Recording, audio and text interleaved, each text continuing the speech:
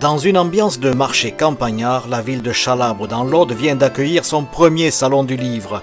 34 auteurs d'Occitanie sont venus à l'invitation de la bibliothèque municipale du canton, ainsi que de M. Patrice Salerno, écrivain notoire du terroir. Des échanges culturels avec un public très surpris, mais surtout très conquis par cette initiative. Théâtre, humour, histoire, roman, BD, contes pour enfants, fiction, bref, tout le potentiel de l'écriture était enfin réuni. Patrice Salerno de Chalabre, bien sûr. Alors bonjour. Et c'est un petit peu à votre initiative qu'a lieu ce rassemblement d'écrivains. Oui, tout à fait. C'est une collaboration avec Noël d'Anjou de la bibliothèque de Chalabre. Et nous avons été soutenus par la bibliothèque départementale de l'Aude et par la mairie de Chalabre. Voilà. À votre actif, là, un joli livre, enfin une belle couverture, L'héritier d'Occitanie. En quelques mots, c'est un roman historique qui se passe à la fin du XIIIe, début du XIVe. En filigrane, il y a l'histoire du catharisme, mais le fond du roman, c'est une quête initiatique d'un jeune homme qui veut essayer d'échapper à sa destinée, qui est d'hériter d'un grand domaine de son père. Mais il veut échapper à cela, et pour cela, il va aller étudier à l'abbaye de Gaillac, ensuite à l'université de Toulouse et à l'université de Montpellier. Mais la terre va le rattraper et il reprendra évidemment le domaine de son père. Je suis d'origine provençale et dans la région depuis 20 ans. À votre actif, il n'y a pas seulement que le livre. Je crois que vous cultivez aussi l'agriculture, la fleur, etc., les légumes bio. Alors, disons que j'ai sur Chalabre un jardin pédagogique où j'explique un petit peu la permaculture, l'association des fleurs et des légumes, les plantes médicinales et les plantes aromatiques. Revenons donc à cette actualité. Il y a combien d'écrivains invités ? Alors pour notre premier salon, on a l'honneur et l'avantage d'accueillir 33 écrivains. Et notre parrain n'est autre que Georges Patrick Glaise, qui est connu dans toute la région. À très bientôt ailleurs. Merci beaucoup et à bientôt. Bonjour, bienvenue en Occitanie. Oui, j'ai été invité par Patrice Salerno qui m'a fait l'amitié de me proposer de venir me joindre à ce salon. Je suis très heureux d'être là. Et du coup, j'en profite pour présenter mon dernier ouvrage, La Cage, qui vient d'avoir le prix des arts littéraires au mois de mars et qui va être réédité aux éditions Les Signes au mois d'octobre. Mes ouvrages traitent de la région aussi, donc notamment le journal du Lycéen sous l'occupation qui parle de la guerre à Toulouse, mais également un petit peu... pas dans l'Aude, mais en Ariège, à la frontière. Et voilà, donc je suis très heureux de commencer ce festival avec les gens. Il faut dire que pour ceux qui ne connaissent pas Thierry Crouzet, il joue au théâtre, sur de grandes scènes. Sa principale préoccupation, c'est l'écriture, c'est cela, hein? L'écriture est jouée, parce que effectivement, j'ai l'habitude d'être sur scène 4-5 mois par an, depuis plus de 20 ans, donc à Toulouse. Nous créons Oscar au mois de novembre-décembre et reprise de duo sur canapé pour le festival des Chevaliers du Fiel au printemps. Donc pas mal d'activités effectivement au théâtre aussi.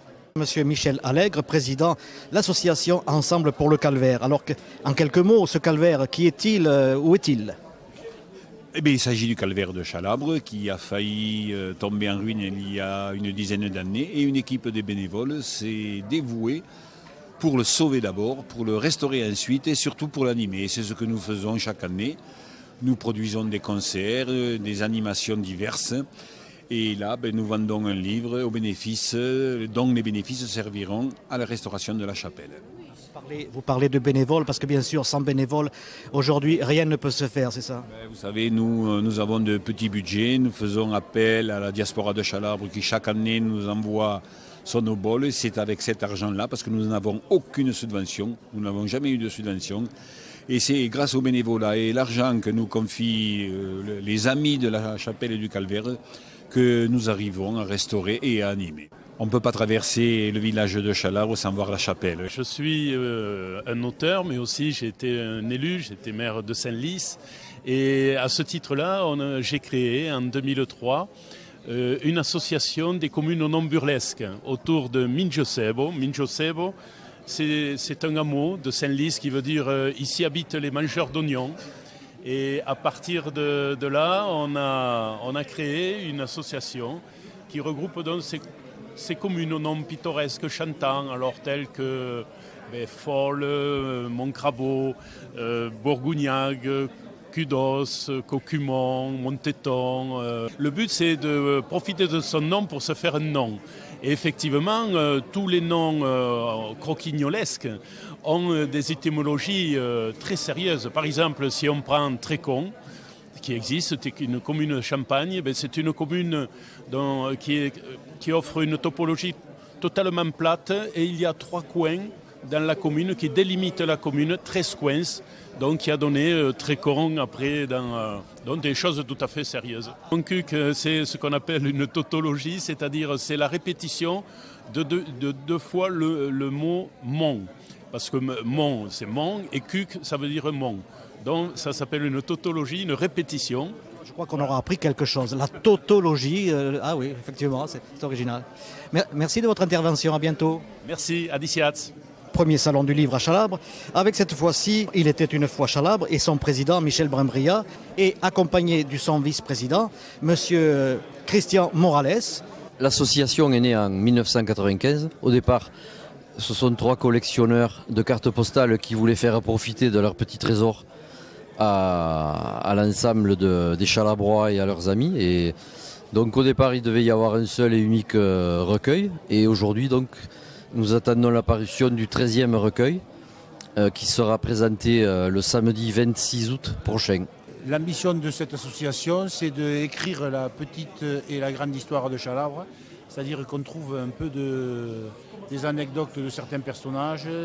Il y a une partie historique et puis une partie historique et une partie anecdotique sur le village de Chalabre. Une page d'histoire ici donc au Salon du Livre avec Gabriel Sandoval. Ce roman raconte l'histoire de l'immigration espagnole des années 60. Il y a eu 2 immigrations, celle de 39 que l'on connaît beaucoup plus, celle de la guerre d'Espagne, et une immigration économique dans les années 62-63, qui est une immigration économique. Il y a eu plus de 350 000 Espagnols qui ont franchi la frontière entre les années 60 et 70. Et c'est une immigration qu'on a complètement oubliée, tellement elle s'est bien intégrée. Toulouse a été la capitale de la République espagnole clandestine après la guerre. Alors, je suis né à Léon, en Castilla. Léon, capitale.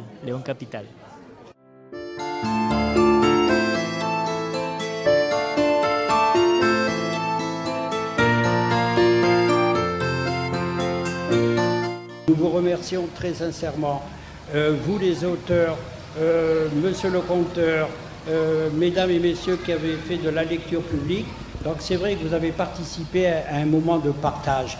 Et moi je trouve que c'est très intéressant. Je pense que c'est ça l'intérêt d'un salon, qui est un échange entre vous les auteurs et le public. Après je voulais remercier quand même Noël d'Anjou, c'est la responsable de la bibliothèque municipale.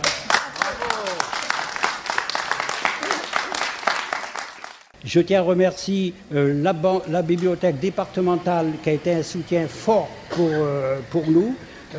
Merci madame au nom du département. Et je ne voudrais pas oublier monsieur Patrice Salerno. Voilà, non. Nous avons reçu environ un peu moins d'une quarantaine d'histoires, ce qui est un résultat qui est tout à fait plus que certaines années, moins que d'autres. Céline Parot et sa fille Aline Parot. Céline Parot qui est là pour recevoir une exemplaire de bouquin.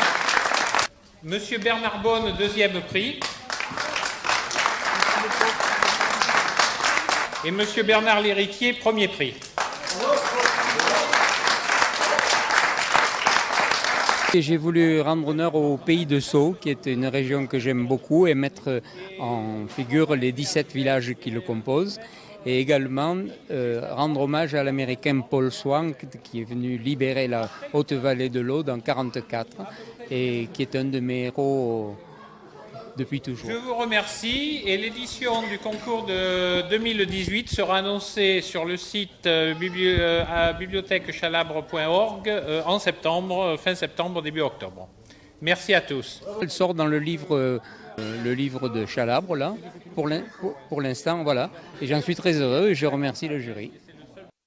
Dans le cadre de Fulgurance, si vous voulez, nous sommes à peu près à mi-chemin. Actuellement, il y a quelques manifestations qui restent encore à venir. Je pense au concert du 20 août. Nous avons une exposition de peintres et photographes franco-roumains à la salle du conseil municipal. Nous terminons la saison par un petit côté un peu, je dirais, un peu ludique. Le repas de l'ermite au Calvaire.